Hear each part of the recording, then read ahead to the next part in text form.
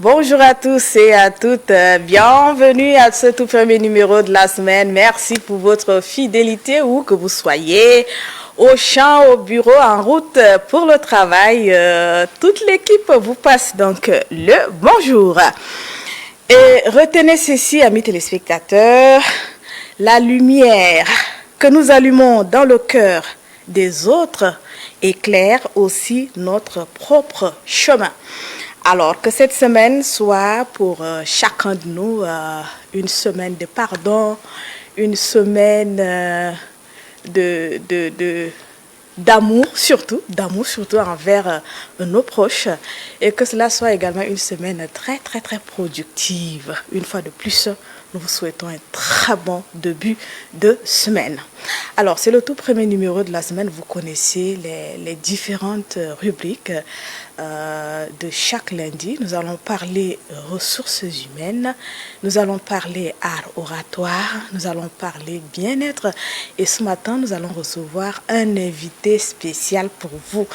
Nous allons recevoir le professeur Ouroupou, qui est sexologue, il est nutritionniste, il est diététicien. Avec lui, nous allons parler un peu des problèmes, des troubles sexuels les plus récurrents et comment y faire face.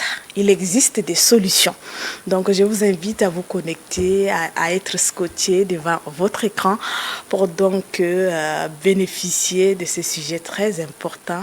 Vous pouvez poser des questions, interagir avec nous sur notre page Facebook, réagir sur le 63 08 41 77. Et nous disons également bonjour à nos auditeurs de la radio IFM. Pour donc démarrer cette émission, nous allons retrouver Abu Dhabi qui dit on sera noté. Mais on sera noté sur quoi ? On sera noté sur notre manière de faire, on sera noté dans nos gestes de tous les jours, ce que nous faisons tous les jours, nos comportements. On sera noté où? On sera noté au ciel. C'est ce que dit Abu Dhabi. On va aller du côté de la régie, on suit et puis on revient donc pour essayer de donner une note à chacun. On va voir Dina aura combien de notes. C'est sur 100, c'est sur 100. Benjamin qui est derrière les caméras, il aura combien? Lazare également que je vois derrière la caméra, il aura combien? Muga Bogel également, il aura combien? On sera noté sur 100 de nos comportements, nos manières de faire, on sera noté au ciel. Donc, on retrouve Abu Dhabi avant de revenir sur le plateau. Abou, défi, hein? Habillement sur 20, prière sur 40, bon comportement sur 10, aimer son prochain sur 40, ça fait ta note 2 sur 100. Faut calculer pour toi parce que on sera noté à tôt, on sera noté à maman, tu as combien sur 100? On sera noté au Joba, tu as combien sur 100? On sera noté au ciel, on sera noté, on sera noté. Affaires et chrétiens, c'est plus pantalon d'ici, oh. Chemise et pagnon, et paire de souliers. Ce n'est ni les grosses robes, ce n'est ni les foulards, alléluia. Ce n'est ni les talons années 60, années 39 et les rocafi jazz. Parce que ma soeur en Christ, ça me dit que ton chéri t'invite là. Tu fais les beaux matchs, les petits repassages font de tes sur pied, petit jacoto parfumé. Et tu es dans la ville, en terrain de mousser. Coupé, allez, allez, coupé, allez, allez. Sagacité, amoulangaï, sagacité, amoulangaï. Pourtant dimanche, quand on te voit, on dirait épouvantail. Marionnette, poupée sorcière, même être joli, oh. Il faut changer, Jésus n'aime pas les foutaises. Mais laisse-moi te dire, on se Oga Hossein, tu as combien sur 100? Ovi Daniel, tu as combien sur 100? Doudou Athanas, tu as combien sur 100? Au ciel, on sera noté. Affaire habillement, faut savoir mesurer aussi haut. Beaucoup de chrétiens aujourd'hui font mannequinat, tellement ils jouent les chocos, ça distrait le peuple. Que les plaisantins, sympathisants de Jésus, quand ils rentrent à l'église, on dirait Michael Jackson. Ils font la voix, on dirait Lady Gaga. Puis encore, ils ne sont jamais à l'heure, toujours en retard, tout ça pour se faire voir. Même son carême, il fait un choco. L'horaire a changé, c'est de 10h à midi. Fini les longues prières qui lui donnent le vertige.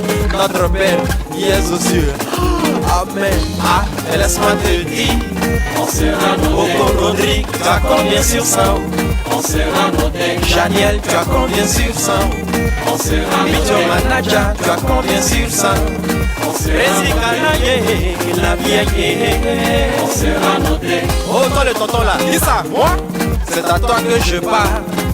Toi aussi oh, tu gères plus rien dans ta vie. Tu as tout confié au guide spirituel. Ton argent à l'homme de Dieu, tes enfants, tes problèmes à l'homme de Dieu, même ta femme. Ah non, ça jamais. Trop gentil à l'église, mais très méchante à la maison. Oh. Tu crées pas pour l'homme de Dieu, ta servante s'occupe de ton mari. Après c'est pour dire, mon mari m'a trompé. Quand la quête passe à droite, ton visage est à gauche. Mais en Yangon à droite, tu es un puissant parrain. Assise à l'église, elle fait rien avec parole de Dieu. Elle est connectée, les commentaires sur Facebook. À vous nos bergers, n'exagérez pas aussi haut. Nous les brebis, on n'a plus rien à brouter. Le grand maître.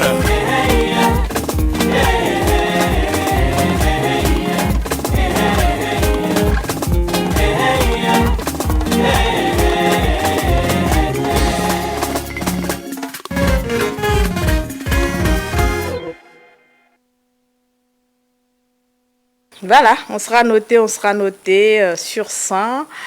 Dina, tu vas nous dire, tu as eu combien sur 100? Moga a eu combien sur 100? Benjamin a eu combien sur 100? On sera noté sur nos comportements. Il y a des chrétiens aujourd'hui qui se disent chrétiens. Tous les dimanches, ils ramassent des kilos de Bible pour se rendre à l'église, pour se faire voir. Mais quand tu essaies de voir leur comportement, hein, ça ne va pas avec voilà, leur vie de chrétien, quoi. Ça ne va pas ensemble. Voilà, mais Abu Dhabi nous dit ce matin qu'on sera noté. Aujourd'hui, avec l'avènement des réseaux sociaux, quand on va à l'église, on est connecté, commentaire sur Facebook, on fait des selfies pour mettre sur notre story. On ne suit plus ce que dit le pasteur, on ne suit pas ce que dit le prêtre. Après la messe, si on te demande mais qu'est-ce que le prêtre a dit, tu n'as rien retenu parce que toi tu as passé tout ton temps sur Facebook en train de surfer, en train de faire des photos pour donc se faire voir. Il s'est adressé également à nos mamans, hein. Nos mamans qui confient tout à la bonne parce qu'elle est tellement occupée à l'église. Déjà le vendredi, la maman est à l'église. Voilà, elle ne se soucie pas si les enfants ont mangé. Est-ce que le mari a mangé? Elle s'est sortie le matin, aller à l'église, passer toute la journée. Samedi, c'est la même chose. Dimanche, c'est la même chose. Alors qu'à la maison, les enfants n'ont pas mangé, les enfants ne sont pas lavés. Voilà, on n'est pas contre le fait que vous servez Dieu. C'est très bien de servir Dieu, mais il faut également prendre soin de sa maison. Voilà. Donc, c'est ce que Dieu veut aussi, n'est-ce pas? Voilà. Prendre soin de sa maison, prendre soin de son mari, prendre soin de ses enfants, ça également, Dieu le veut. Voilà, donc tu peux faire les deux. L'essentiel, c'est de s'organiser. Voilà, que de passer tout le temps, tellement occupé dans des réunions sur des réunions. Et puis voilà, on oublie tout à la maison. Rien ne va à la maison. Donc, ça ne peut pas aller comme ça. On va dire merci à Abu Dhabi pour cette vidéo qui nous envoie beaucoup de messages. Donc, à chacun de nous de revoir donc sa manière de faire, son comportement, ses gestes et faits en tant que chrétien, parce qu'on sera noté au ciel. On va à présent parler bien-être. On va retrouver Dr Adanao qui nous parle un peu de l'infertilité.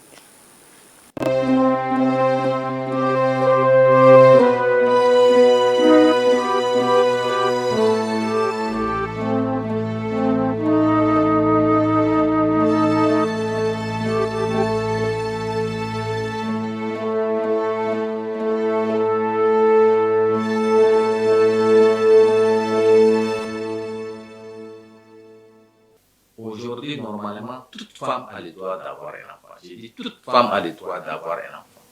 Pourvu qu'on pose le diagnostic.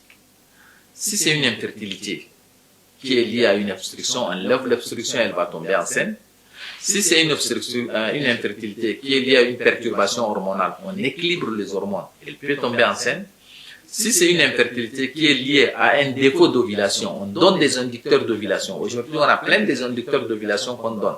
On donne ces inducteurs d'ovulation et on donne certains médicaments qui augmentent la fertilité de la femme et que la femme arrive à concevoir.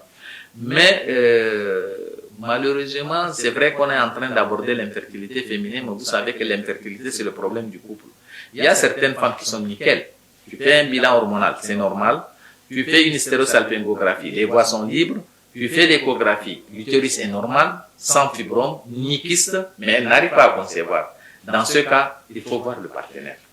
Et le plus souvent, on retrouve des hommes avec une asténospermie, des hommes avec une oligospermie sévère, et c'est ce qui empêche au couple de recevoir, de concevoir. Quand vous recevez un couple pour un problème d'infertilité, la première des choses, c'est de les rassurer. Vous savez que le stress inhibe l'ovulation. Une femme qui est stressée n'ovule pas. Et rien que en la rassurant, en lui expliquant qu'elle peut tomber enceinte, qu'elle est fertile, qu'elle peut avoir des enfants, c'est 50% du traitement. Maintenant, le reste accompagne. Donc, rassurer le couple, lui expliquer dont ce qu'il a besoin, et vous avez résolu à moitié le problème. Et le plus souvent, c'est ça. Il y a des femmes qui sont, c'est rien que le stress, hein. Elles sont tellement stressées que quand elles arrivent à la période, à l'approche de sa période de menstruation, elles commencent à s'inquiéter. Est-ce que c'est moi là aussi ça va venir? Est-ce que c'est moi là aussi ça va venir? Et tellement que c'est dans la tête et ça vient. Et quand ça vient, elle est désespérée et elle attend le prochain mois. Vous savez que la femme n'est fertile que 24 heures par mois. Et ça, il faut le savoir. Moi, j'ai trouvé un couple où, en posant rien que la question, je me suis rendu compte que cette dame-là, le plus souvent, le jour de son ovulation, elle n'est pas avec son mari. Parce que le mari a 2 autres femmes et que la femme n'est fertile qu'une fois par mois, une journée par mois, ça ne tombe pas. Donc, quand je leur ai expliqué, j'ai tracé la courbe, j'ai dit, madame, votre ovulation, c'est dans cette période. Donc, si vous voulez avoir la chance de concevoir, c'est d'avoir des rapports sexuels complets dans cette période. Et effectivement, rien qu'en traçant la courbe, la femme a pu concevoir. Et c'est une fierté pour nous. Quand vous voyez un couple qui vient pour un problème, pour désir de maternité, vous les soignez bien et que ce couple a un enfant, ils ne vont jamais vous oublier. Quel que soit là où ils vous retrouvent, ils vous respectent. Et ça, c'est une fierté pour un médecin d'accompagner le couple infertile. Comme je vous l'ai dit, il y a surtout l'infertilité iatrogène. Il y a des femmes qui prennent les médicaments parce que l'autre a pris, elle a eu d'enfants. Moi aussi, elle m'a balancé ça par WhatsApp. Je vais prendre, je vais avoir d'enfants. Non, chaque problème, chaque femme a son problème. Il ne faut pas que les gens mélangent les choses. Si vous avez un problème, le mieux, c'est d'aller voir un spécialiste qui va faire un bilan hormonal. Et en faisant le bilan hormonal, il va vous dire votre capital ovarien. Vous n'avez pas le même capital ovarien. Si vous avez placé 10 millions dans votre compte bancaire, vous prenez 50 000 par jour, et que moi je place 1 million, et que je prends 50 000 par jour, on n'a pas le même problème. Et effectivement, c'est ça le problème. Donc, parce que l'autre a conçu avec ses médicaments, moi aussi je vais concevoir mon. chaque femme a ses problèmes. Donc, si j'ai un conseil à donner, c'est que l'infertilité n'est pas un problème si grave parce qu'il y a des solutions. C'est que ces femmes doivent consulter un spécialiste et avoir la solution. Parce que maintenant, on peut aller jusqu'à la procréation médicalement assistée. Même si ça ne se fait pas au Tchad, les médecins ont cette facilité de contact-là, d'orienter le malade. Un couple qui n'arrive pas et que vous n'arrivez pas à traiter son problème ici, vous pouvez même faire transfert de compétences et aller faire par fibre. Et je suis beaucoup de femmes que moi-même je vois que je dis que non, peut-être qu'avec le cas simple de stimulation, vous n'avez pas la chance et que moi je préconise à ce que vous faites par FIF. Ils partent faire leur fécondation par FIF, elles arrivent et puis après vous suivez la grossesse jusqu'à l'accouchement. Et j'ai suivi beaucoup de couples comme ça.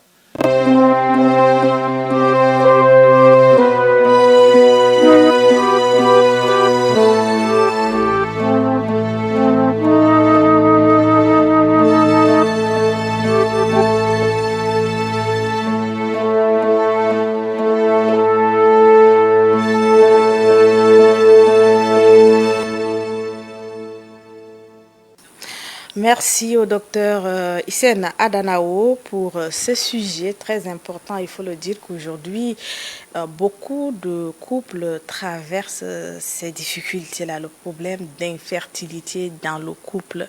Il y en a beaucoup. Beaucoup de femmes ne trouvent pas le sommeil. Elles sont très nombreuses.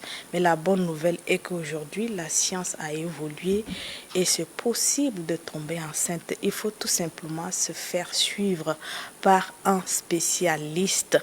Il ne faut pas écouter les conseils du quartier. Voilà. Il faut bouillir telle ou telle écorce aux racines pour boire. Moi, j'ai fait comme ça et puis j'ai conçu. Non, moi, j'ai pris tel ou tel produit et j'ai conçu.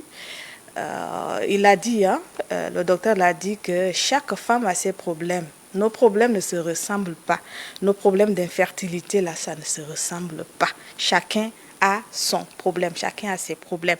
Donc, il faut se faire suivre par un spécialiste de santé et un gynécologue qui connaît bien le corps de la femme et qui peut te donner des conseils, qui peut te mettre sur un traitement, voilà.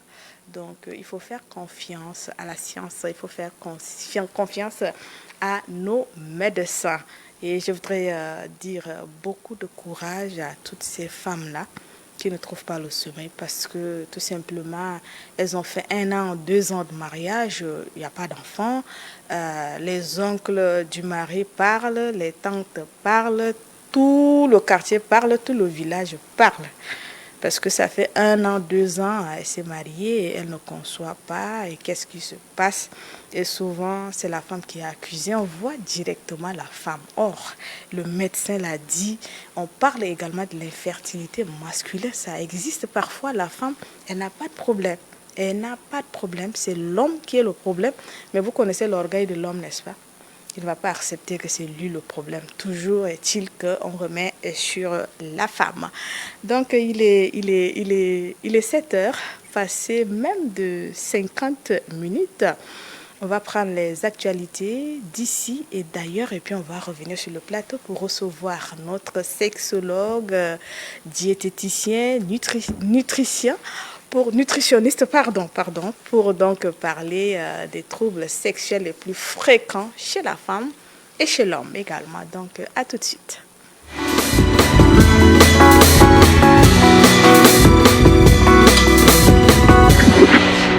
Les couches jetables offrent une praticité inégalée, surtout pour les familles en mouvement. Elles sont faciles à utiliser et permettent un changement rapide, ce qui est particulièrement apprécié lors des sorties ou des voyages. De plus, elles sont conçues pour offrir un confort optimal aux enfants tout en minimisant les risques de fuite. Les couches jetables sont souvent perçues comme plus hygiéniques. Elles réduisent les risques d'irritation cutanée car elles sont conçues pour garder la peau du bébé au sec. Bien qu'elles présentent des avantages indéniables en termes de praticité et de confort, l'utilisation prolongée des couches jetables pourrait entraîner des désagréments pour la peau des enfants. C'est beaucoup plus des irritations au niveau du sexe de l'enfant, rien que dû au fait que les couches jetables sont faits pour absorber, par exemple, l'urine facilement. Ils absorbent l'urine et même quand l'enfant fait pipi dessus, on ne se rend pas trop vite compte si on ne vient pas surveiller. L'enfant peut passer une demi-journée ou bien toute la nuit. La maman ne s'inquiète pas parce qu'à la couche, qu'il fasse les selles, les urines, ça va sortir hors de cette couche. Et ça fait que le temps que les urines mettent en contact avec la peau prolongée pendant longtemps, ça donne des irritations, voire des lésions parfois. C'est comme des débits de lésions de brûlure qu'on observe souvent chez les enfants. Ça donne des rougeurs, des irritations physiquement, c'est des rougeurs qu'on observe. Afin de minimiser les risques, Dr Doudia Dungarounou conseille de suivre quelques bonnes pratiques d'utilisation pour offrir la santé et la sécurité des enfants. C'est de surveiller peut-être chaque heure pour voir si l'enfant a uriné ou a fait les selles. Parce qu'il peut uriner sans faire les selles, il peut faire les deux à la fois. Tant qu'on le surveille, la couche doit être tellement bien moulée sur le corps de l'enfant, de telle sorte que ça ne se voit qu'à dehors si l'enfant a fait les selles ou si l'enfant a fait les urines. C'est ce qui se fait difficilement. Quand on attache une couche, c'est parce qu'on veut voyager, parce que l'enfant doit passer la nuit avec, parce que c'est le matin qu'on enlève. On peut l'attacher à 20h ou à 19h et c'est le matin qu'on va enlever. Donc, ouais, le temps que ça met, c'est ça le problème. Il est important de choisir des couches de qualité, adaptées à l'âge et au poids des enfants, de veiller à bien nettoyer la zone de la couche lors des changements en utilisant les lingettes douces et sans parfum, d'éviter de laisser une couche souillée trop longtemps, même si elle semble sèche au toucher, et en cas de rougeur persistante, consulter un professionnel de santé.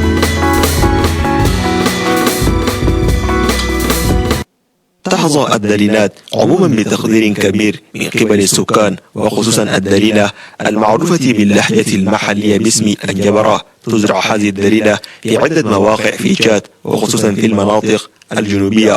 تعتبر هذه الوجبة الخفيفة أو الطعام المفضل لدى الكثيرين ممن يعشقونها. في الجوار يمكننا رؤية رجال ونساء مهتمين ببيع هذه الدليلة، وقد أتاحت لنا زيارة سوق الدم لرؤية ذلك بوضوح. يلعب بيع الدليلات المعروفة باسم الجبرة دورا حيويا في الاقتصاد المحلي وفي النظام الغذائي للأسر التشادية، ويشكل مصدر دخل للعديد من المنتجين والتجار وخصوصا النساء في الأسواق. وعلى الرغم من الصعوبات المرتبطة بالتخزين والنقل وتقلبات الأسعار، لا يزال هذا القطاع مزدهرا بفضل الطلب المرتفع وتنوع الدليلات المتاحة، ومع تحسين التنظيم وتجهيز الأغذية الزراعية وتحسين البنية التحتية يمكن أن يصبح تسويق الجبرة أو الدليلة رافعا حقيقيا للأمن الغذائي والتنمية الاقتصادية في تشاد.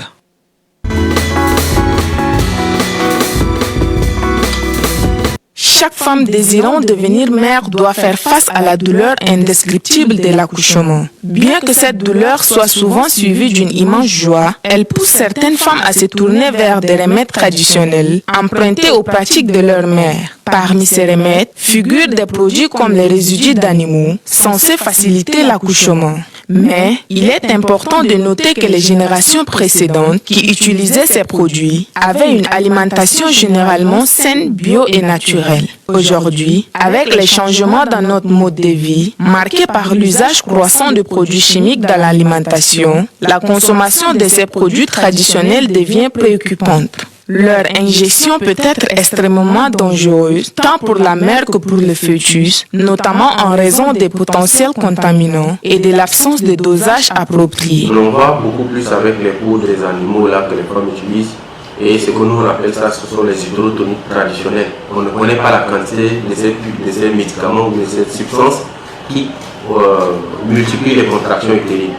Et donc si les contractions utérines sont exagérées, ça peut rompre l'utérus de la femme, ça peut entraîner une souffrance et un décès de l'enfant dans le ventre de la maman. Et donc ces pratiques-là ne sont pas vraiment conseillées parce qu'il y a beaucoup de médicaments qui vont aggraver plutôt les choses que de pouvoir faciliter. Les femmes ne sont pas obligées de recourir à ces pratiques. Elles devraient se fier à l'expertise médicale et de laisser les médecins gérer le processus. Quand c'est un accouchement normal qui doit se passer, on sait le nombre d'heures qui peuvent se passer. Il n'y a pas moyen de pouvoir précipiter les choses. On conseille vivement aux femmes de ne pas utiliser ces produits, ces ocytocides traditionnels, mais de se rendre, lorsqu'il y a des contractions, de se rendre dans une structure sanitaire à proximité pour être évalué. Et puis voilà, pouvoir, si nous médecins on décide de pouvoir mettre de l'ocytocine pour pouvoir accélérer le travail, pour une ou autre raison, on utilise du syntocinon, c'est cette puissance qu'on met, on le met à petite dose et des petites doses régulières. Donc on sait, on contrôle, et à l'hôpital, mais pas des produits traditionnels, les explosifs traditionnels à médecine. Il est compréhensible de vouloir réduire la douleur de l'accouchement, qui peut parfois être mortelle. Cependant, il faut reconnaître que toutes les méthodes ancestrales ne constituent pas une solution fiable. Il est essentiel de suivre les instructions du médecin et de respecter le suivi médical tout au long de la grossesse.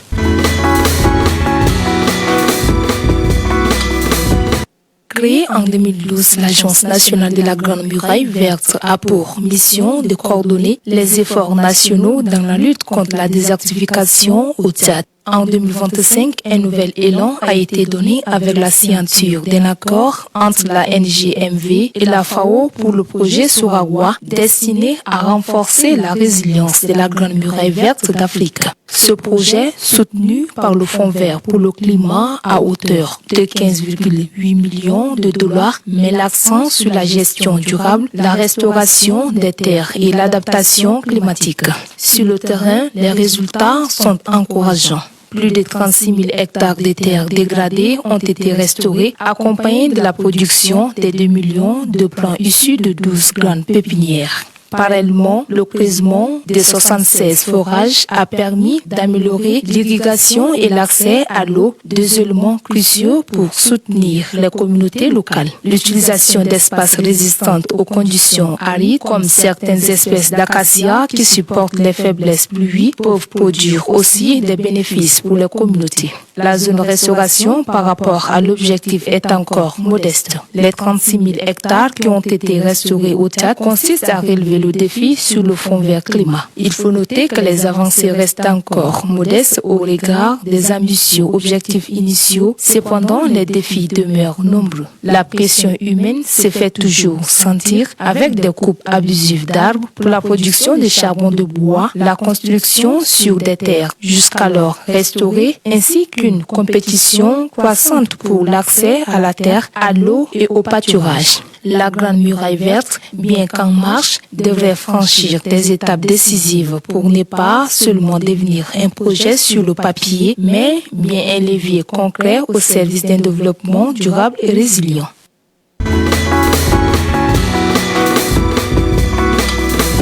Cette messe qui marque la célébration du jubilé d'argent du séminaire Saint-Banga Touzini de Sarr, logé à proximité du centre de l'Afrique, a traîné une foule immense, belle en couleur, en congrégation et en dénomination, venue des différents diocèses que compte l'Église Famille de Dieu au Tchad. Dans cette foulée, on y trouve des séminaristes, des prêtres, religieux, religieuses et les évêques venus des différents diocèses dont Doba, Koumra, Laï, Mondou, Sarr et N'Djamena. Présidé par le président de la conférence épiscopale des évêques du Tchad, Monseigneur Martin Waingue Bani, dans son homélie, l'évêque de Doba explique le sens du jubilé tout en se réjouissant de la création de ce séminaire. Le jubilé fait partie des prescriptions que Dieu a données à Moïse et que le peuple devait observer une fois entré dans la terre promise. Mais qu'est-ce qu'il y a de spécial concernant l'année jubilaire pour donner lieu à des réjouissances? Au cours de cette année spéciale qui doit être totalement sanctifiée par le repos, les terres devaient être redistribuées. En effet, la terre appartient d'abord à Dieu, contrairement à ce que l'on a l'habitude d'entendre, la terre appartient à l'État, comme si l'État existait avant Dieu. Les évêques du Tchad ont pris la bonne décision d'ouvrir un séminaire philosophique ici à Sarr pour pallier au nombre croissant de séminaristes à Saint-Luc de Bakara qui portent du fruit, car les uns ont planté, les autres ont arrosé, certains ont peut-être émondé, sachant bien sûr que c'est Dieu qui fait porter du fruit. Mais je peux dire avec assurance que la majorité des prêtres qui travaillent aujourd'hui dans nos diocèses et dans nos institutions ou œuvres sont passés par ce séminaire. Plusieurs témoignages dont ceux des évêques comme Monseigneur Edmond Ditangar Gotbé de l'archidiocèse de N'Djamena, Miguel Sébastien du diocèse de Sarr, et du premier recteur de ce séminaire, l'abbé Alfred Yadingar Ngardoum, ainsi que la présentation de tous les recteurs qui ont travaillé à la tête de ce séminaire, ont mis terme à la célébration.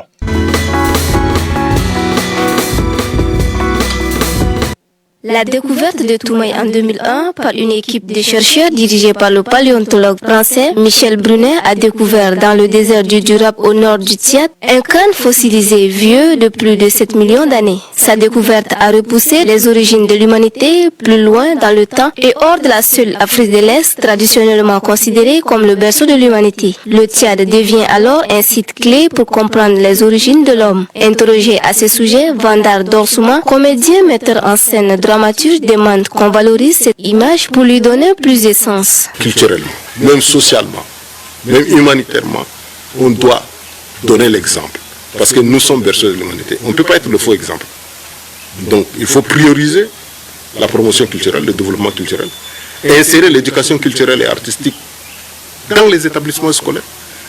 Mettre les moyens à la disposition des chercheurs, des artistes pour faire les recherches autour de la chose culturelle, de promouvoir nos arts et nos cultures, de faire connaître nos richesses culturelles de par le monde, les valoriser, ouvrir des fenêtres aujourd'hui au niveau mondial pour que les gens se disent on a bien envie de venir découvrir là où notre premier homme est parti. Le Tchad est considéré comme le berceau de l'humanité du fait de la découverte de Toumaï, un hominidé vieux de plus de 7 millions d'années. Cela remet en question l'idée que les origines de l'humanité sont exclusivement situées en Afrique de l'Est. Cela donne au Tchad une place centrale dans la préhistoire humaine et alimente une fierté culturelle et identitaire.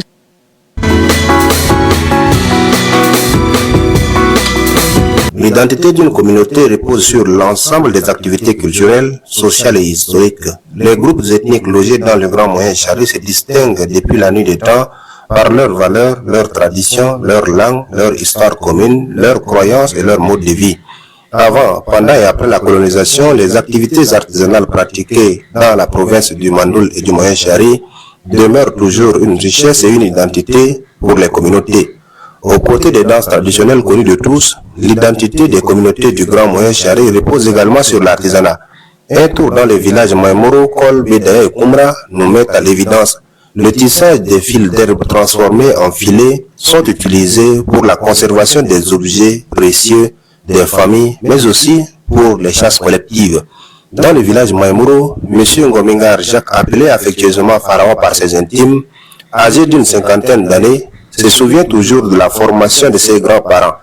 Il fait du tissage de fils d'herbe une activité de distraction en saison sèche. L'artisanat, puisqu'on en parle, dans le village Kol situé à environ 5 km de Koumra, les jeunes sont à pied d'œuvre dans la forge. Un ventilateur, dont les hélices fabriquées des débris de fer, engage une pression d'herbe à la braise, de laquelle on retire un fer chauffé de très haute température.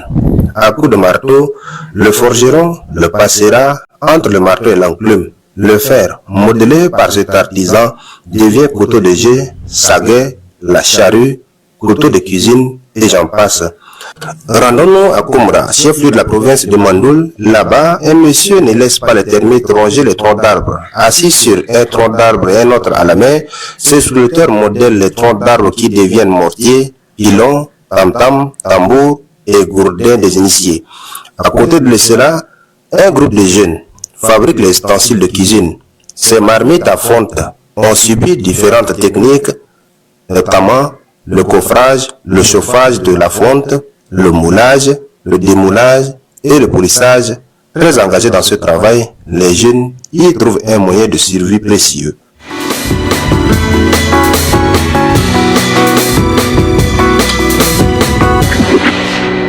Bravo à tous ces jeunes de Koumra qui ne baissent pas les bras, qui travaillent et qui mangent à la sueur de leur front. Merci également à toute l'équipe de la rédaction pour ce journal. Nous revenons sur le plateau cette fois-ci pour recevoir notre invité, comme je l'ai annoncé à l'introduction de ce tout premier numéro de la semaine aujourd'hui. Nous avons le plaisir de recevoir le professeur Ouroupou Bambaye Jacques. Il est diététicien, il est nutritionniste et il est sexologue clinicien. Professeur Ouroupou, bonjour. Bonjour. Comment allez-vous? Ben, je vais très bien. Mais c'est un plaisir de vous avoir ce matin sur le plateau. Mais c'est toute l'équipe de Matin qui est excitée, qui est toute contente de vous recevoir. Le plaisir est partagé. D'accord. Avec vous aujourd'hui, nous allons parler des troubles sexuels les plus fréquents et comment y faire face. La bonne nouvelle est que c'est possible de résoudre ces problèmes de troubles sexuels. D'accord, on va commencer donc par une petite définition de ce que c'est que les troubles sexuels chez la femme, tout comme chez l'homme. Alors, lorsqu'on parle de troubles sexuels de manière simple, ce sont les dysfonctions, les difficultés qu'un homme et une femme peuvent vivre, et cela crée un peu de disharmonie au niveau sexuel. Et donc, ces troubles-là, ces difficultés, on peut le ressentir chez l'homme comme chez la femme, mais pas seulement, il n'y a pas de l'âge spécifique. Ça peut se manifester très précocement ou pas. Et voilà. Donc, voilà un peu ce qu'on pourrait dire simplement concernant la définition des troubles sexuels. Quand vous dites précocement, ça veut dire quoi? Très précocement. Très précocement, ça veut dire que... Pour une femme qui n'a pas encore une connu femme peut ne pas sexuelle, encore... elle peut déjà avoir des troubles sexuels? C'est possible. Ah oui. Oui, tel que par exemple, ce qu'on appelle par exemple le vaginisme, ça fait partie des troubles sexuels et dont les femmes peuvent parfois développer sans qu'elles puissent encore développer cela. Voilà, ça peut arriver. Ouais. Tout comme chez le garçon. Tout comme chez le garçon. Oui. Aujourd'hui, il y a beaucoup des expériences que les hommes font, ou bien dues simplement aux réseaux sociaux et autres. Et donc, très tôt, ils sont exposés à des informations, à des images. Et donc, très tôt, sans même passer à l'acte, lui commence déjà à avoir des difficultés. Voilà. Il y a un téléspectateur qui veut savoir exactement avec des exemples précis, troubles sexuels, un exemple précis comme ça. Alors, si nous prenons un exemple chez l'homme, lorsque nous parlons de troubles sexuels, c'est par exemple les dysfonctions érectiles. C'est quoi? C'est toute difficulté à obtenir ou bien à maintenir une érection suffisante pour faire un rapport sexuel. Là, par exemple, il y a des hommes qui développent cela. Ça fait partie des troubles du désir sexuel chez l'homme. Vous voyez? Et un exemple, par exemple, chez la femme, lorsqu'il y a une sécheresse vaginale, par exemple, d'accord, ça peut être de la ménopause, ça peut être dû aussi à de l'anxiété, à certains types de médicaments, voilà, ou bien soit aussi à des dyspareunies, ça veut dire que des difficultés, des douleurs que la femme ressent lors d'une pénétration, tout ça fait partie des troubles sexuels. Et est-ce que vous, en tant que sexologue, vous recevez souvent des couples qui viennent se faire consulter pour des problèmes de troubles sexuels? Parce que les gens considèrent ce sujet comme tabou. Exactement. Et puis, on n'en parle pas et pourtant, on souffre dans notre âme, dans notre corps. Oui, oui, bien sûr, de temps en temps. Malheureusement, aujourd'hui, nous recevons assez de personnes. Chez les hommes, par exemple, beaucoup développent, surtout les deux premiers, parlant de dysfonction érectile, mais aussi de l'éjaculation précoce qui fait partie aussi de troubles sexuels. C'est-à-dire que lors d'un rapport sexuel, un homme éjacule et que l'éjaculation, à peine 1 à 2 minutes après la pénétration, il y a l'autre éjaculation, ça fait partie des troubles sexuels, par exemple. Et quand c'est comme ça crée des frustrations chez l'homme, mais aussi chez la femme. Parce que la femme, pendant qu'elle n'est pas encore satisfaite, elle est peut-être dans des préliminaires et autres. Et puis à peine il y a pénétration, il y a éjaculation. Donc l'homme peut parfois se sentir satisfait, mais la femme non. Ou bien l'homme peut se sentir frustré parce que ce qui se passe, c'est que la femme parfois va dire, mais écoute, moi, je ne te comprends pas. À peine tu as fait une pénétration et puis tu as éjaculé. Ça devient un problème. Et donc, ça devient un problème dans même le couple, de couple. Oui. Donc, ça peut conduire même au divorce. Mais bien sûr, ce sont des difficultés. À l'infidélité. Exactement. Oui. Donc, ce sont des difficultés que beaucoup des hommes ou bien de couples vivent et qu'il faudrait accompagner. Ce n'est pas un tabou. Malheureusement, aujourd'hui, les causes, il y en a plusieurs, je pense qu'on en parlera, Ouais. parce que beaucoup de gens souffrent de cela, mais pensent que tant qu'on ne brise pas le silence et qu'on n'en parle pas, il sera difficile de trouver une solution. Voilà. D'accord. Revenons à présent aux causes de ces troubles sexuels, que ce soit chez la femme ou chez l'homme. C'est vrai que tout à l'heure, chez la femme, vous avez parlé de la ménopause, de la prise des médicaments qui peuvent occasionner cela. Mais du côté de l'homme, c'est quoi exactement les causes? Vous savez, du côté de l'homme, si nous prenons par exemple les dysfonctions érectiles ou bien même les baisses du désir sexuel, ce qu'on appelle une hypoactivité sexuelle. C'est-à-dire que l'envie pratiquement diminue drastiquement ou bien tend à disparaître, le temps de plaisir. On n'en a plus envie à cause des conflits conjugaux, à cause également du stress, de l'anxiété. Aujourd'hui, vous allez vous rendre compte que tout le monde court, on veut atteindre ses objectifs et autres, et donc on n'a pas le temps de véritablement prendre le temps pour ne serait-ce que se nourrir normalement. On n'a pas le temps de dormir. Parce que l'alimentation compte. Mais bien sûr. Imaginez qu'aujourd'hui, tu t'hydrates pas assez, tu bois pas assez d'eau. Ça peut engendrer aussi des dysfonctions. C'est pourquoi il va falloir s'hydrater. Parce que lorsque tu ne t'hydrates pas assez, par exemple chez l'homme comme chez la femme, lorsque nous prenons chez la femme, on parle par exemple de la sécheresse vaginale ou bien des dyspareunies et autres. Mais vous voyez, lorsqu'on dit souvent que tu ne mouilles pas et autres, mais tout cela là, vous voyez, les troubles des hormones et autres, c'est liquide. Mais lorsque par exemple, tu ne bois pas assez d'eau, tu n'as pas le temps de manger de manière adéquate. Mais tout cela aussi peut être une des causes. C'est pourquoi c'est important de veiller véritablement à l'hygiène de vie. Et ça prend en compte la gestion du sommeil, ça prend en compte ce qu'on doit manger, ça prend en compte aussi la gestion aussi de tout ce qui est comme des émotions. Parce que plus il y a de stress chronique, plus on a l'émotion, en fait, stress, colère, anxiété, culpabilité, peur et autres, peuvent également empêcher d'avoir une sexualité consciente. C'est important que les gens comprennent ça. Parce que souvent, aujourd'hui, même il y a beaucoup de femmes aujourd'hui où il y a une baisse drastique du désir sexuel. Mais elles n'en parlent pas assez. Et parfois, ça rend les rapports sexuels fades. Et cela engendre même parfois à faire du théâtre sexuel où on essaie de créer, c'est-à-dire qu'on essaie de vouloir crier pour vouloir penser comme si on est satisfait. Mais au fond... On fait plaisir à l'autre. Oui, c'est ça le théâtre, la comédie. Donc on essaie de le faire, de vouloir. Malheureusement, beaucoup sont frustrés sexuellement. Et donc quand c'est comme ça, il faut être accompagné. C'est pas un tabou. Il faut aussi dans le couple, il faudrait aussi en parler. Mais il y a une manière aussi de parler de ça à son partenaire. Quand tu te rends compte que tu as essayé aujourd'hui et qu'il y a un problème, il faut dire, écoute chérie, je me rends compte que peut-être que dans la semaine, j'ai subi beaucoup de choses, ou bien même aussi, voilà, et donc, c'est ce qui a engendré cela.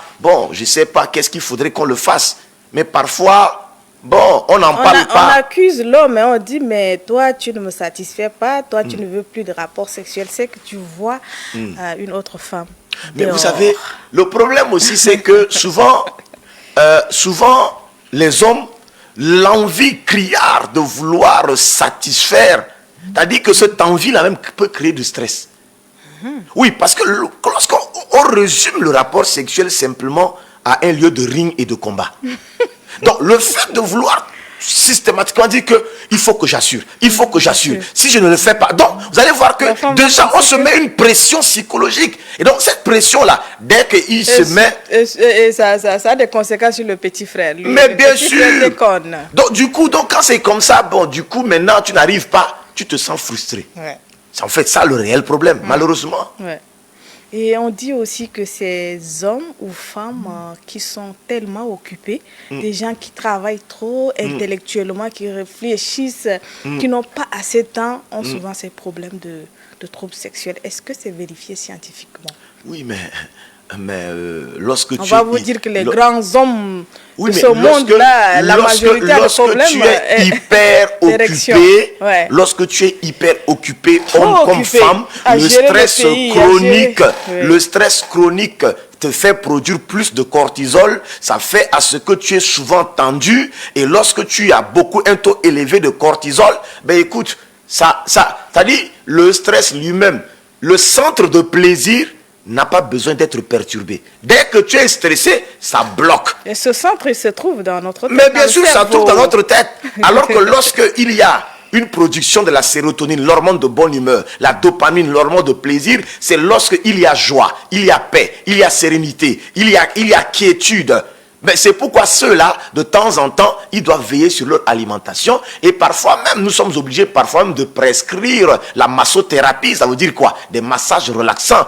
Parce que quand tu le vois tellement qu'il est stressé, qu'il produit beaucoup de cortisol, il est tendu. Quand tu vois ses muscles même, t'as dit c'est du comme ça. T'as dit ces personnes, ils ont besoin parfois qu'on les accompagne à ce qu'ils puissent eux-mêmes être relaxés. Ça aide, ça aide. Ouais, mais il faut en parler surtout. Mais bien sûr, il faut en parler. C'est pas un sujet tabou. Oui. Et puis quand on travaille, le travail doit contribuer à notre bien-être, pas voler notre santé. Et donc lorsque tu travailles, il faut que tu dises que je dois aussi prendre un temps pour me reposer un peu. Parce que le corps, il est trop rancunier. Et lorsque tu es en couple et qu'il n'y a pas une satisfaction à ce niveau, vous allez vous rendre compte que ça crée frustration, ça crée tension au foyer. Et donc c'est tout ça. Tu as pris l'homme, tu as pris l'enfant des gens, pas pour l'orner à la maison. Parce que si tu n'arrives pas, la personne va se sentir frustrée pendant longtemps. Donc il faut de l'équilibre en toutes choses. Un temps pour manger, un temps pour se reposer, un temps pour dormir, un temps pour s'hydrater. C'est tout ça, c'est l'harmonie qu'on crée qui permet d'avoir une sexualité consciente et on est épanoui. D'accord, merci pour tous ces éclaircissements. On va à présent parler des solutions qui existent pour donc faire face à ces problèmes de troubles sexuels. Alors, les solutions, c'est d'abord le fait déjà de reconnaître qu'il y a un problème et qu'il faut chercher à voir des spécialistes est la première solution. Reconnaître qu'il y a un souci. Donc, lorsqu'on reconnaît, l'un des partenaires partage cela à l'autre. Et ensemble, on essaie de chercher des voies et moyens. L'idéal, c'est de résoudre cela en couple. Le fait de se sentir accompagné est important. Deuxièmement, il y a ce qu'on appelle une psychothérapie sexuelle. Vous venez voir un spécialiste, ça peut être un sexologue et autres. Parfois, dans certains contrées, quand il n'y a pas de sexologue, clinicien et autres, on voit aussi des urologues et autres, voir un corps médical pour qu'on puisse en parler, pour voir est-ce que c'est une cause médicamenteuse ou bien c'est une cause, je ne sais pas, beaucoup plus psychologique et qu'il va falloir chercher à accompagner. Maintenant, si c'est par exemple chez la femme et que c'est par exemple de la dyspareunie ou des sécheresses vaginales, est-ce qu'il faudrait prescrire des lubrifiants, est-ce que ce sont des gels également qu'il faudrait prescrire? Tout cela doit être encadré par le spécialiste. Aujourd'hui, là, beaucoup de propositions sont faites et parfois, ça vient encore ouvrir des portes et créer un autre problème à la femme. Parce que les femmes sont devenues parfois expertes parce qu'ils sont allés trouver telle copine, j'ai essayé tel ceci. Exactement. Donc il faudrait que ça soit encadré. Mais tout cela peut mieux se faire lorsque toi-même, le couple lui-même déjà décide d'en parler. Et il faudrait en parler avec amour, considération et respect. Il ne faut pas rapetisser l'autre. Faut pas dire que non, mais écoute, tu fous rien, et puis c'est toi maintenant, tu peux même pas me satisfaire, regardez-moi celui-là, tu n'as même pas honte. Mon ami, quand tu dis comme ça... Et on en parle aux amis également. Et parfois aussi on parle aux amis, et puis voilà maintenant, donc quand il a dit, mais lui là même, voilà, il peut rien, tu le vois comme ça là, dans son truc là, il n'y a rien même.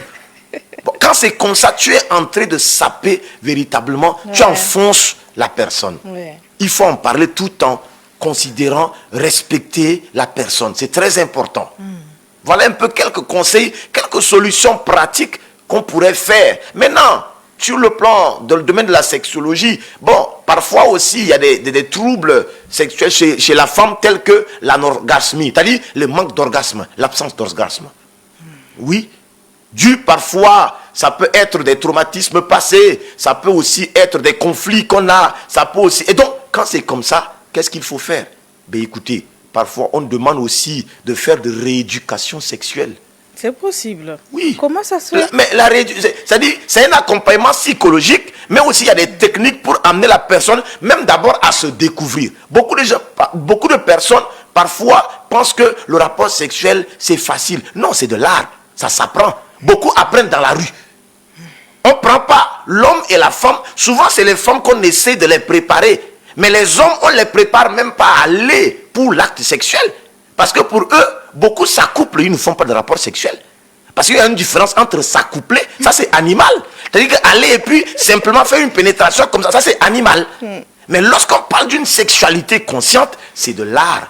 Et cela, ça dit qu'il y a des préliminaires, connaître les parties érogènes de ton partenaire. Et c'est tout ça là qui se prépare. Ce n'est pas aller droit au but et puis après maintenant, tu parles même pas à ton partenaire. Bon, ça c'est sauvage, on ne fait pas ça. Voilà. Donc beaucoup de gens ne sont pas préparés avant d'aller au mariage, au niveau sexuel. Et donc beaucoup sont simplement, c'est de la monotonie, c'est les mêmes choses. Et donc tout ça, ça rend fade le rapport sexuel. Ça doit s'entretenir. On doit réfléchir à comment encore innover. Et c'est tout ça qui permet aussi de résoudre. Parce que les troubles sexuels peuvent venir même par le fait que, il y a un problème d'hygiène. Il y a un problème d'hygiène de l'un des partenaires. Ouais. Tu viens vers l'autre, bon, il sent comme un bouc. Bon, mais ça, t'as dit tu n'as plus d'inspiration. Comment tu vas avancer pendant que quand tu vois ses aisselles, quand tu vois, ben, c'est comme si c'est le forêt de Banco. C'est tellement, il peut même pas s'entretenir. Il sent, sa bouche, c'est bizarre. Bon, c'est tout ça là qui fait que la personne n'a plus envie. Mais à ce niveau-là, la femme peut déjà parler à son homme. La femme peut parler, mais parfois quand il parle là, il y a des hommes aussi, tellement qu'il est africain, l'orgueil d'homme, il ne pense pas et autres. C'est pourquoi c'est important de véritablement de se parler, mais se parler avec amour et respect. Si tu vois que ces aisselles sont devenues tout rouges, jaunes comme comment, mon ami, comme c'est ton mari, qu'est-ce que tu fais? Bon, il faut chercher citron pour aller perdre l'aider ou bien il faut couper un peu pour l'aider. Au lieu de souffrir, où tu risques d'être suffoqué parce que souvent, tu vas mettre ta tête là-bas, tu ne peux pas. Mais ce sont des choses qu'il faut qu'on en parle. Parce que ça crée, c'est dégueulasse lorsqu'on passe à l'acte et qu'il y a un problème d'hygiène. Voilà. D'accord, il y a un téléspectateur qui pose la question de savoir est-ce que ces troubles sexuels peuvent être considérés comme l'une des causes de l'infertilité? Est-ce qu'à cause de ces troubles sexuels, la femme ne peut pas tomber enceinte? Est-ce que ça peut s'expliquer par? Alors une cause directe, non. Oui, en fait, c'est possible parfois. Surtout, imaginez, surtout les troubles sexuels chez la femme tels que le vaginisme. C'est quoi le vaginisme? C'est qu'une femme, par exemple, a connu, c'est-à-dire qu'a été peut-être violée avant de se marier. D'accord? Ou bien, avant que la personne ne puisse se marier, on lui a toujours présenté le sexe avec beaucoup de difficultés. Et puis, la personne a peur. Donc, le vaginisme, c'est-à-dire que la contraction, c'est-à-dire c'est la contraction involontaire du sexe de la femme. Dès qu'il y a un corps étranger, ça se ferme. Ça se ferme automatiquement. Tu ne peux rien contre ça. Wow. Bon, mon ami, si ça ne s'ouvre pas là, comment il peut avoir pénétration pour que le spermatozoïde là pour aller là-bas? Donc, vous voyez un peu, ça peut effectivement créer de l'infertilité. Ça peut arriver. Effectivement. Ouais. Donc, c'est des choses qu'il va falloir en parler, les accompagner. Ça demande aussi de la patience. Et tout doucement, on peut y arriver. Mais malheureusement, aujourd'hui, à cause du stress, de l'anxiété, le fait que beaucoup ne sont pas en paix, beaucoup développent des troubles sexuels. Beaucoup. Et là, il faut de l'équilibre. Sinon, on risque d'avoir des foyers où tout serait fade. Brisé, effectivement. Parce qu'on court. Et puis maintenant, arrivé à la maison, on est exténué, lessivé, vidé. On n'a même plus de force. Et cela fait à ce que tu n'as même plus envie d'aller avec ton partenaire. C'est ça le réel problème aujourd'hui. Il faut s'organiser. Il faut s'organiser. Il faut de l'équilibre. Prendre le temps pour soi-même. Se reposer. Le repos, là, c'est un remède naturel que le bon Dieu nous a donné. Mais on refuse de se reposer. Et donc d'autres, maintenant, ils vont aller chercher quoi? Chercher des aphrodisiaques. Ils vont faire des cocktails compliqués. Et parfois, ça peut créer des problèmes cardiovasculaires et tout ce qui va avec. C'est pourquoi il faut faire très attention. La sexualité, ça s'entretient. Et lorsqu'on constate qu'il y a un problème, c'est très tôt qu'il faut chercher à solutionner cela. Ce n'est pas une honte. Parlons-en. Parlons-en. Brisons le tabou. Exactement. On va prendre une dernière question d'une téléspectatrice qui pose la question par rapport aux différentes astuces données sur les réseaux sociaux. Il faut faire ci, il faut faire ça pour l'hygiène intime chez la femme. Elle demande qu'est-ce que vous en pensez. Ben écoutez, en tant qu'Africain, on ne va pas diaboliser systématiquement tout ce qui se dit. Mais voilà ce que je voudrais dire. Il y a effectivement des secrets des grandes-mères. Nos grandes-mères avant ne sont pas allées à l'école, mais ils ont parfois des secrets qui permettent d'entretenir l'hygiène de la femme. Ouais. Mais aujourd'hui, tout le monde est devenu chimiste, tout le monde sait déjà tout faire. T'as dit, lorsqu'on prend par exemple le sexe de la femme, c'est délicat. C'est pas tout, on l'envoie là-bas. C'est ce qui fait qu'aujourd'hui, il faut faire attention parce que non, ma copine a fait ça, et donc moi aussi je vais essayer. Mais est-ce que vous avez les mêmes flores vaginales? Peut-être que pour lui, là, c'est resté intact. Peut-être que pour toi, là, c'est compliqué et qu'il va falloir encore revoir. Donc, c'est tout ça. Il y a plein d'éléments. C'est pourquoi il faudrait que ça soit encadré. Quand tu ne comprends pas, va voir des spécialistes pour qu'on puisse t'aider. Des gynécologues sont là qui peuvent également t'accompagner. Des sexologues sont là qui peuvent mieux t'aider. N'allez pas systématiquement faire des choses pour qu'après, ça vous crée encore des problèmes. Parce que chez la femme, par exemple, aujourd'hui, lorsque nous regardons, il y a tellement de problèmes, fibromes, kystes ovariens, syndrome des ovaires polykystiques, l'endométriose, et tout ça, ça augmente. Donc, n'allons pas encore augmenter notre problème pour créer encore des problèmes d'infertilité ou bien de stérilité. Oui. Donc, vraiment que tout soit encadré pour ne pas s'exposer encore à développer des pathologies. D'accord. Un message à l'endroit de tous ces couples-là qui passent par ce moment difficile. Moi, ce n'est pas parce qu'il y a dysfonction érectile ou bien que l'amour est fini ou bien... voilà, et que c'est la fin du monde. Il va falloir simplement se dire que ce sont des difficultés qui peuvent arriver. Les pannes érectiles, comme on le dit là, ça peut arriver à toute personne. C'est de prendre la vie de bon côté, en parler, et puis prendre des dispositions et avec une approche holistique, l'accompagnement aussi des experts du domaine, on peut arriver à solutionner cela. Maintenant, si l'un des partenaires constate qu'il y a problème, il faut encourager, accompagner, manifester plus de l'amour, de la considération, du respect, et on peut arriver à trouver une solution idoine. Entretenez vos rapports, c'est très important. Ne laissez pas mourir totalement. Parce que si vous laissez mourir, ça risque d'ouvrir des portes à beaucoup d'autres problèmes. Donc prenez soin de votre sexualité. Prenons soin de votre sexualité. Sur ce, on va dire donc merci au professeur Ouroupou. On va se donner rendez-vous le mercredi encore. Pour aborder un autre sujet de bien-être pour nos internautes, auditeurs et surtout nos fidèles téléspectateurs. On va vous accompagner avec une petite capsule. Voilà, avant de revenir sur ce plateau.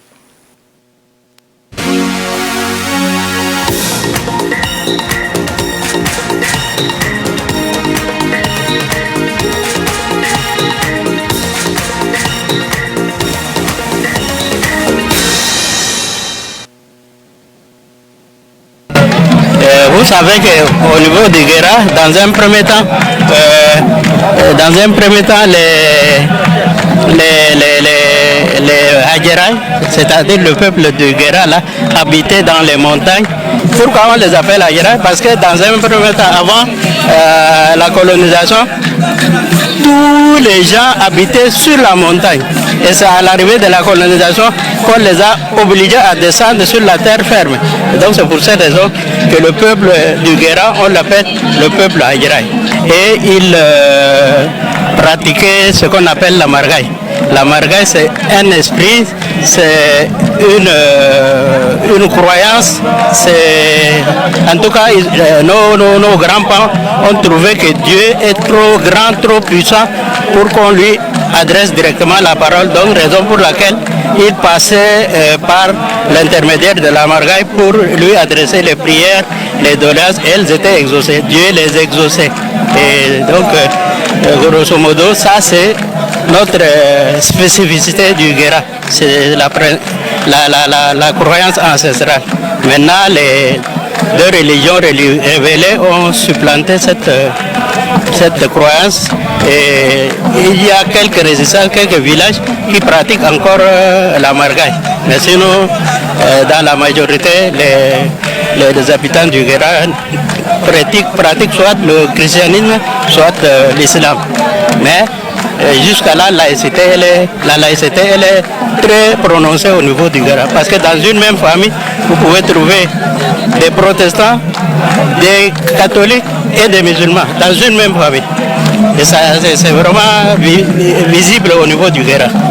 La reine du Guéra, c'est cette image qui est représentée, une femme qui est couchée sur le dos, et c'est la montagne, c'est une chaîne de montagnes longue de plusieurs kilomètres, et donc c'est la chaîne d'About El Fan. Et quand une partie de la chaîne d'About El Fan, quand vous observez de près, elle ressemble à une femme qui est couchée sur le dos. Et donc vous voyez la tête, les seins et le ventre bien ballonnés. Et c'est ça la reine du Guéra.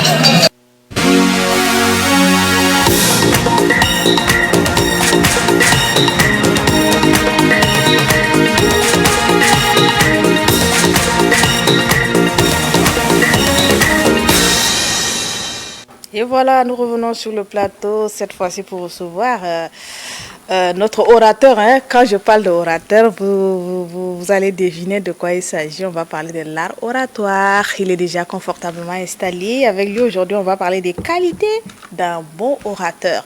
Alors, n'hésitez pas à poser des questions sur le 63 08 41 77 ou encore sur notre page Facebook Electron TV Tchad. Nous sommes donc avec M. Kalndai Gauthier. Bonjour. Bonjour madame, et je vous en remercie pour cette confiance renouvelée à ma personnalité. Ouais, c'est un plaisir de vous avoir sur ce plateau pour Merci, donc le plaisir parler est partagé. de l'art oratoire. Aujourd'hui, on parle des qualités d'un bon orateur. Bien évidemment, aujourd'hui, nous allons parler des qualités d'un bon orateur. Oui. Et Cicéron nous a enseigné que tout le monde peut être un orateur, mais tout le monde ne sera pas un bon orateur. Parce qu'il y a des qualités. Il y a les qualités intrinsèques, il y a les valeurs d'un orateur. D'accord. Et donc, la première qualité d'un orateur, c'est la connexion avec son public. Savoir se connecter avec son public. Ouais. C'est une qualité fondamentale et tout orateur est appelé à s'inscrire dans cette dynamique. La connexion avec son public, c'est dire que sans le public, l'orateur n'est absolument rien. Et sans l'orateur, le public n'est absolument rien. C'est donc une communion d'ensemble. C'est une relation de complicité avec l'orateur et en même temps le public. Donc la première qualité fondamentale, c'est la connexion avec son public.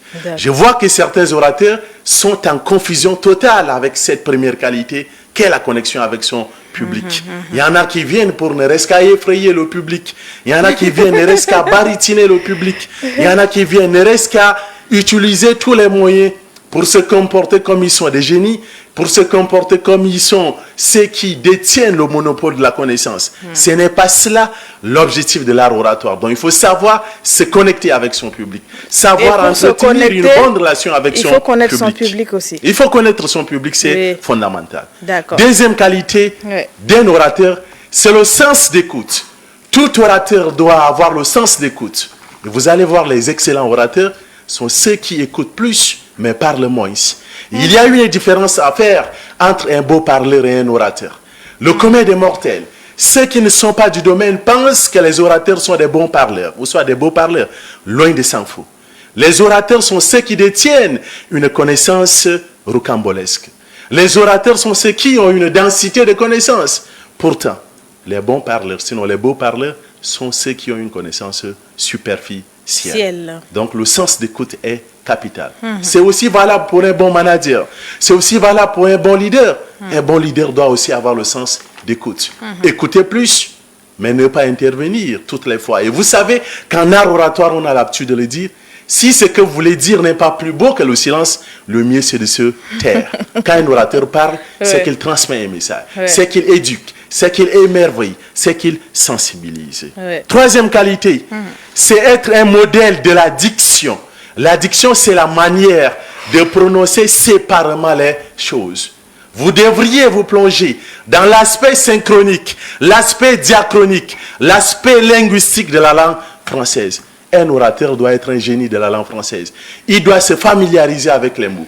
De la même manière où les personnes naissent, de la même manière où les personnes grandissent, les mots peuvent aussi naître. Les mots peuvent grandir et en même temps parvenir à une mort certaine. Donc l'orateur est celui-là qui donne vie aux mots et celui-là qui doit pousser les mots à une mort certaine. Donc vous devriez être une référence dans la langue française. Au lieu de dire que je m'excuse, vous devrez dire que je m'excuse n'existe pas dans la langue française. Puisqu'on ne s'excuse pas soi-même, vous devrez dire veuillez recevoir mes excuses. Je vous en prie de m'excuser. Un bon orateur ne dira jamais merci beaucoup, puisqu'il n'y a pas un instrument devant permettre de mesurer la quantité de merci.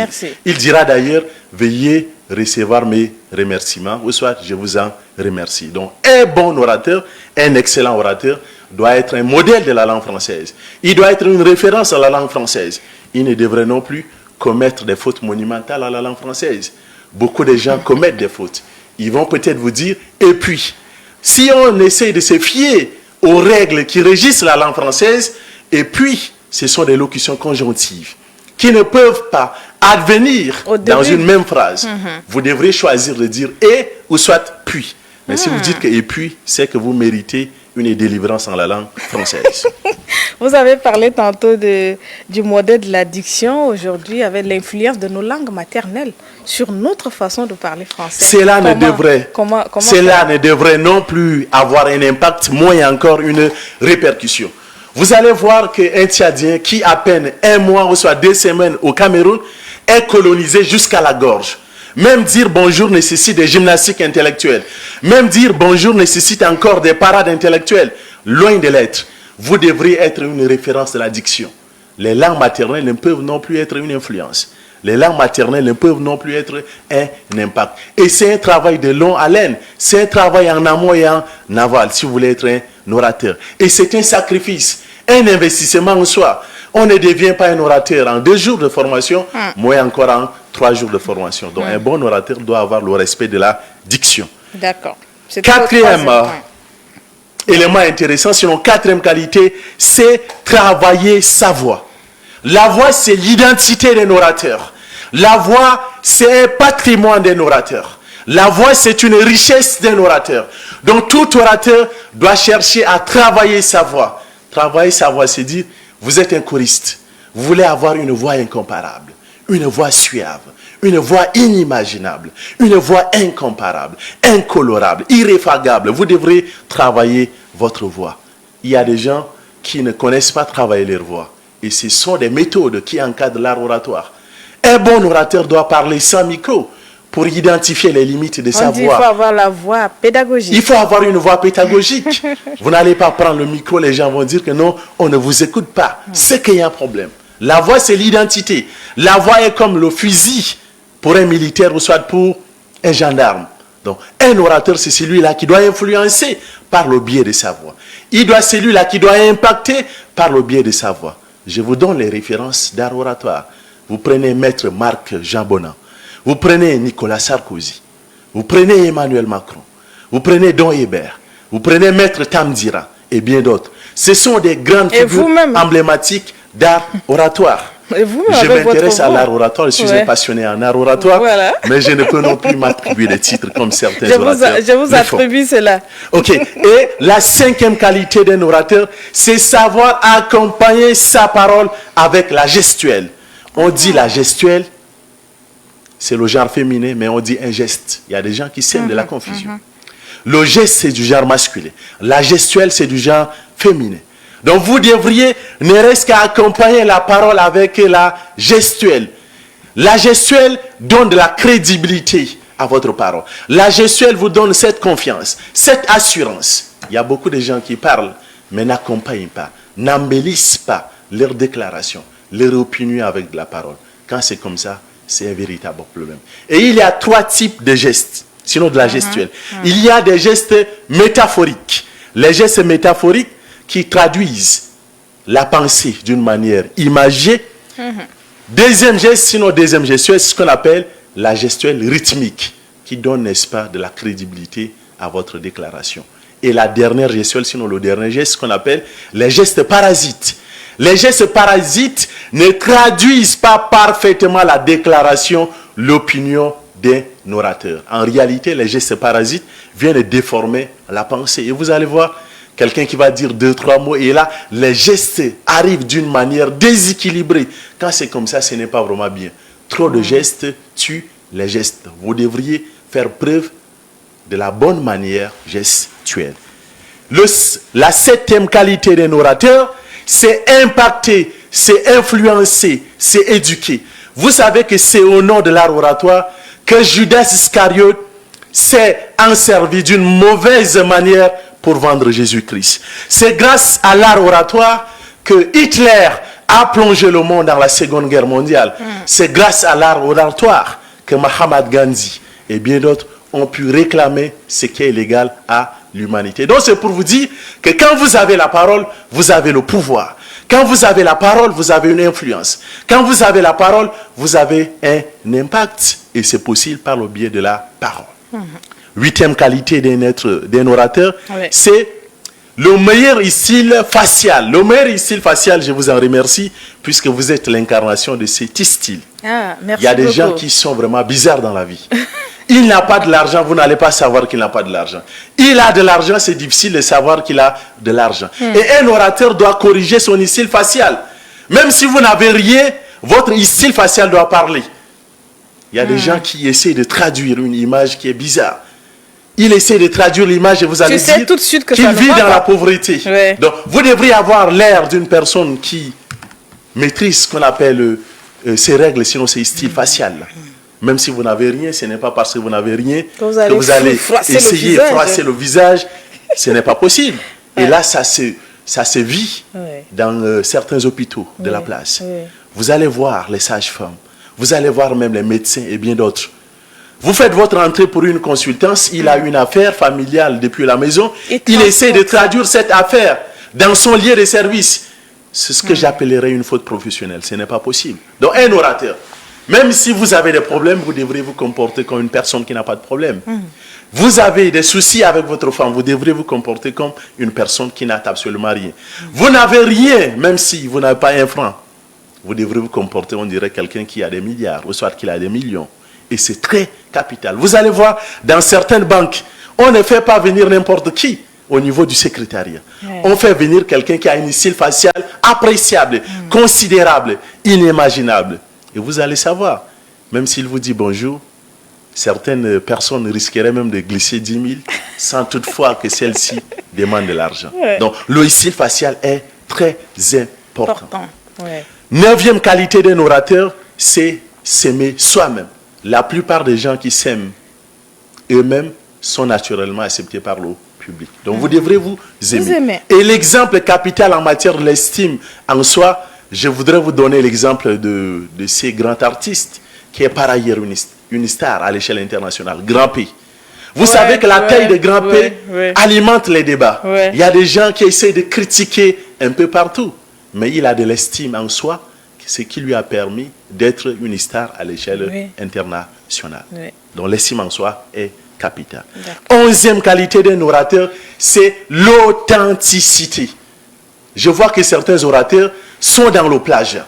Vous devriez vous en servir des connaissances existentielles et ça va vous permettre d'avoir votre style à vous. Vous n'êtes pas obligé à adopter le style de ces orateurs qui existent déjà. Non, le mieux, c'est de prendre ce qu'ils ont réalisé. Le mieux, c'est de copier ce qu'ils ont réalisé. Maintenant, adapter à votre style. Et l'authenticité est capitale. C'est une chose capitale d'un orateur. 12e qualité d'un orateur, c'est la clarté. Les qualités sont nombreuses. Les qualités sont nombreuses. On ne va pas finir aujourd'hui. Nous y reviendrons encore pour plus de détails. Tout à fait. 12e qualité, c'est la clarté. Tout orateur doit s'inscrire dans la dynamique de la clarté. Si vous parlez et que le public ne comprend pas, c'est que vous n'êtes pas une référence. On parle pour se faire écouter. On parle pour transmettre un message et en même temps se rassurer est-ce que le message est passé. Et le public n'est pas un Dieu qui entrera dans votre tête pour connaître ce que vous voulez, n'est-ce pas, dire. C'est à vous d'inscrire dans la simplicité votre discours pour que le public trouve son compte. Donc la clarté est très importantes. D'accord, on va prendre une question. Peut-être on va s'arrêter au niveau de 12e qualité. remercie. On va y revenir au courant de la semaine Je pour vous en d'autres prie. qualités.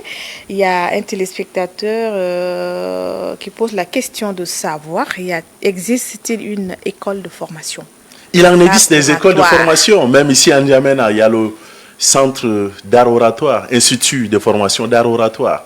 Vous partez, je crois, au niveau de, j'allais dire, Baba Mustafa, vous renseignez, ils vont vous donner des informations précises concernant les écoles d'art oratoire. Oratoire. Et pas simplement au Tchad. Mm. Il en existe des écoles de formation d'art oratoire à l'échelle internationale. Donc il en existe bien évidemment des écoles qui forment en art Oratoire. Voilà, j'espère que notre téléspectateur est satisfait. Un dernier message avant Un de vous dernier laisser message, partir. prendre la parole, c'est exister. Prendre la parole, c'est influencer. Prendre la parole, c'est impacter. Mhm. L'art oratoire sans éloquence n'est que ruine de l'âme. L'art oratoire sans sémantisation n'est que ruine de l'âme. L'art oratoire sans la rhétorique n'est que ruine de l'âme. Et c'est une école. Merci. D'accord. Merci à vous également d'être passé. Je vous en remercie. Toute l'équipe vous souhaite un très bon début de semaine. Et puis, on va se donner rendez-vous au courant de la semaine pour donc continuer avec la suite des qualités d'un bon orateur. Merci, madame. Merci à Gauthier d'être passé. On va le raccompagner avec une capsule avant de revenir sur ce plateau.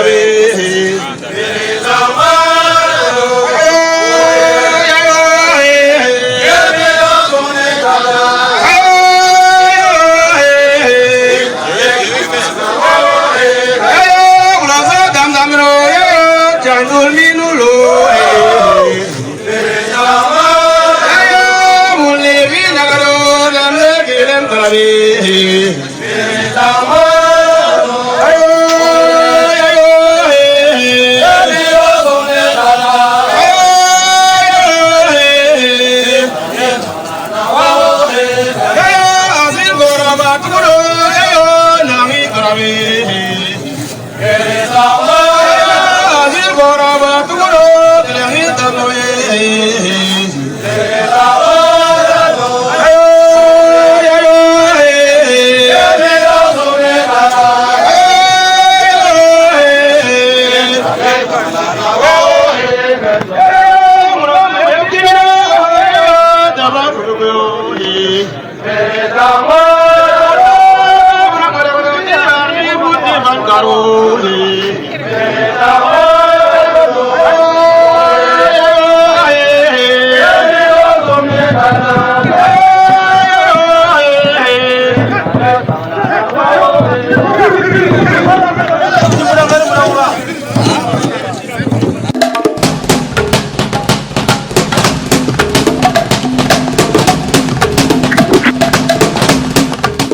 Yayo, yayo, hé, hé. C'est ça aussi la culture tchadienne.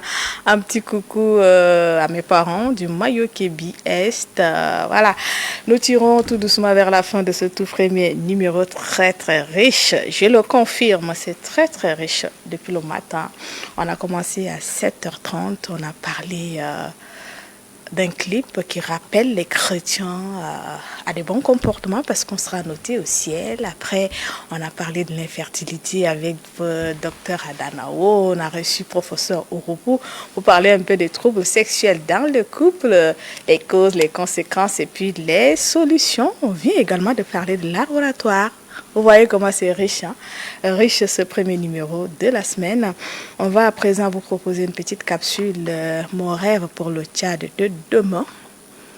On suit la capsule et puis on va revenir sur le plateau pour se dire au revoir et se donner rendez-vous pour le mercredi 7h30.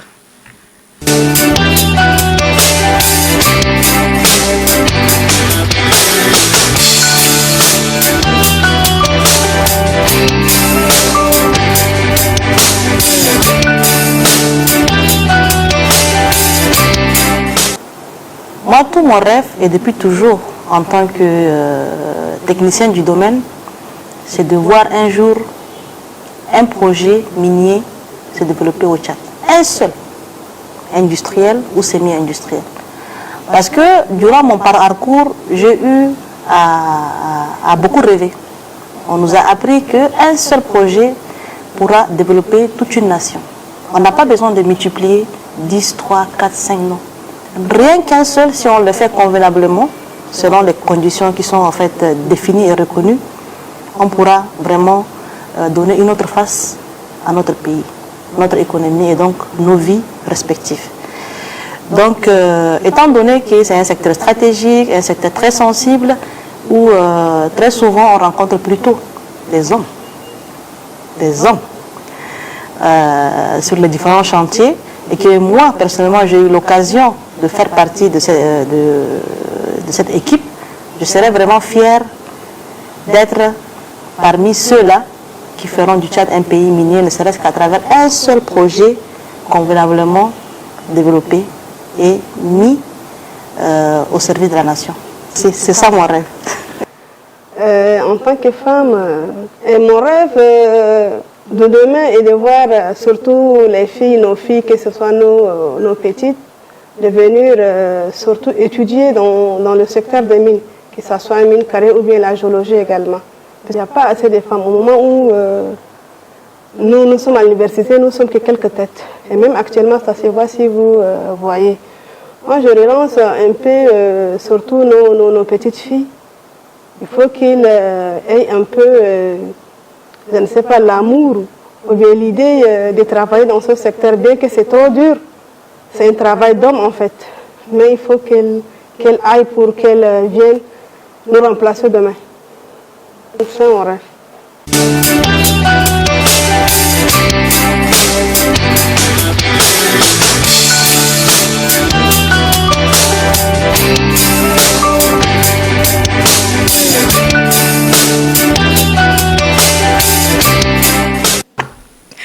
Voilà.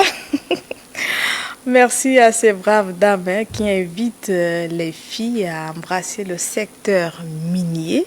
On va inviter également les parents à orienter les filles dans ce secteur-là parce qu'on se rend compte que c'est un secteur purement masculin. Voilà. Et pourtant, les femmes peuvent également exercer dans ce domaine. La preuve en est que vous avez vu la secrétaire d'État aux mines et à la géologie avec la directrice des mines qui se sont exprimées. Elles travaillent donc dans ce domaine-là.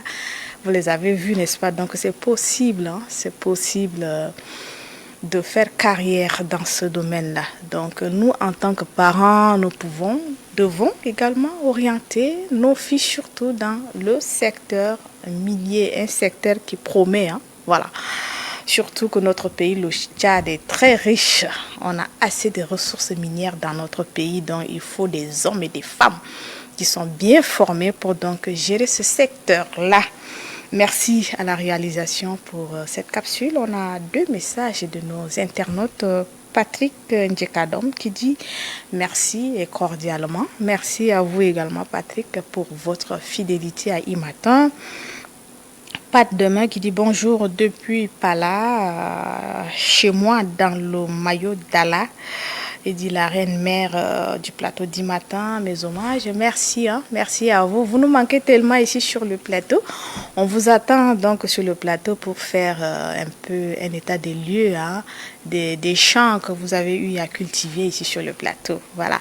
Et un petit coucou à toute la population de Pala également. Je pense que nous arrivons à la fin de ce tout premier numéro de la semaine.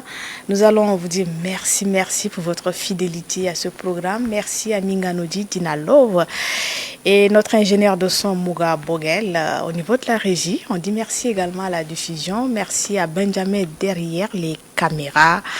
Voilà, merci à vous tous qui nous avez suivis. Merci d'avoir envoyé des messages. Merci d'avoir posé des questions. Et pour ceux qui n'ont pas eu la chance de suivre ce tout premier numéro de la semaine, vous pouvez faire un tour sur notre page Facebook Electron TV Tchad pour donc encore revoir le contenu de cette émission, comme je le disais, très très riche. On vous donne rendez-vous mercredi quand il sera 7h30 avec le même plaisir. D'ici là, portez-vous bien une fois de plus un très bon début de semaine. Et à bientôt.